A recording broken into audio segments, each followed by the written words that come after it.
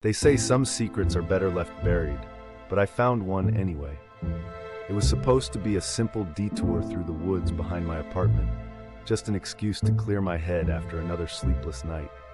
But then I tripped on something cold and jagged, half hidden under a tangle of roots, a gravestone. So weathered the name was barely legible except for the word unclaimed.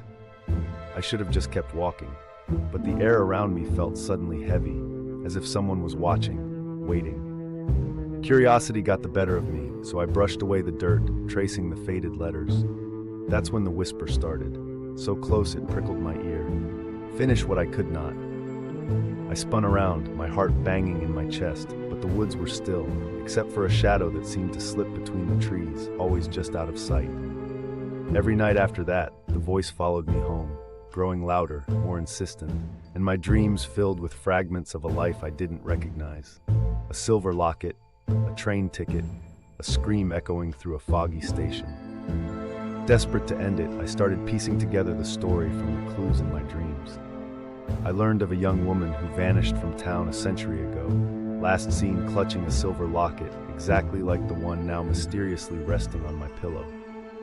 The train station in my dreams had closed decades before I was born, yet I found myself drawn there, guided by the voices that now sounded less like whispers and more like sobs.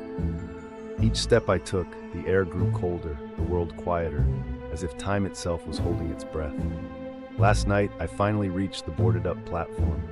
There, beneath the flickering light, stood a figure, her face blurring in and out like static, eyes pleading.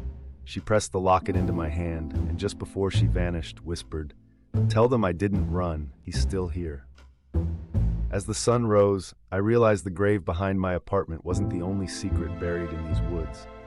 And somewhere, something that took her is still waiting for me to finish the story its story, no matter how much I want to forget.